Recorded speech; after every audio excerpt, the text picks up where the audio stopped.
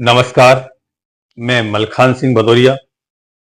साथियों, आज हम बात करेंगे उस ऐतिहासिक सच्चाई की जो कई बार राजनीतिक प्रचार के बीच धुंधली कर दी जाती है। आखिर पंडित जवाहरलाल नेहरू डॉक्टर भीमराव अंबेडकर जी को देश का पहला कानून मंत्री क्यों बनाना चाहते थे? साथियों, स्वतंत्र भारत के निर्माण का वो दौर बहुत निर्णायक था।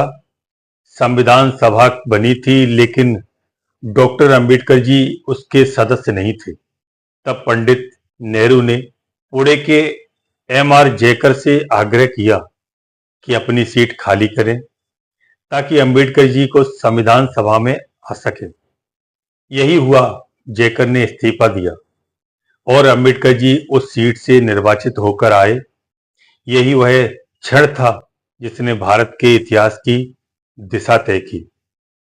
साथियों, महात्मा गांधी जी ने नेहरू से कहा था कि अगर भारत को एक न्यायपूर्ण संविधान चाहिए तो अंबेडकर जैसे महान विधिवेत्ता को उसमें प्रमुख भूमिका देनी होगी। नेहरू ने गांधी जी की बात को महत्व दिया और अपने मंत्रिमंडल में अंबेडकर जी को शामिल किया बतौर स्वतंत्र भारत के पहले कानून मंत्री। यह निर्णय किसी राजनीतिक लाभ या दबाव का नहीं था, बल्कि यह दूरदृष्टि का निर्णय था। नेहरू जानते थे कि संविधान केवल कागजों का ढांचा नहीं, बल्कि सामाजिक न्याय का दस्तावेज होना चाहिए, और यह काम अंबेडकर जैसा व्यक्ति ही कर सकता है। साथियों, कानून मंत्री बनने के बाद डॉक्टर अंबेडकर जी ने जो भूमिका निभाई, उसने भारत की नींव को लोकतांत्रिक और समानता मूलक बनाया। उन्होंने संविधान में ऐसे प्रावधान जोड़े जिनसे हर नागरिक, चाहे वह किसी भी जाति या वर्ग का हो, बराबरी का अधिकार पा सके। साथियों, अब इस विषय पर एक भ्रम भी दूर करना चाहिए, जिसे अक्सर कुछ राजनीतिक दल फैलाते हैं कि कांग्रेस ने अंबेडकर जी की लंदन यात्रा का खर्च नहीं उठाया था या उनका अपमान किया था। यह पूरी तरह गलत और भ्रामक बात है।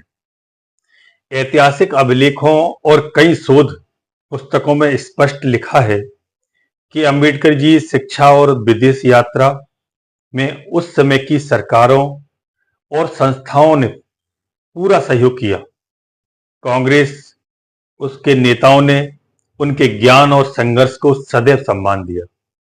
नेहरू और गांधी दोनों मिलकर डॉक्टर अंबेडकर की प्रतिभा को पहचाना और उन्हें स्थान दिया जिसके वे सच्चे हकदार थे। अगर नेहरू और गांधी का वह निर्णय न होता तो शायद भारत का संविधान आज वह स्वरूप न ले पाता जो आज हमारे लोकतंत्र की रीढ़ है।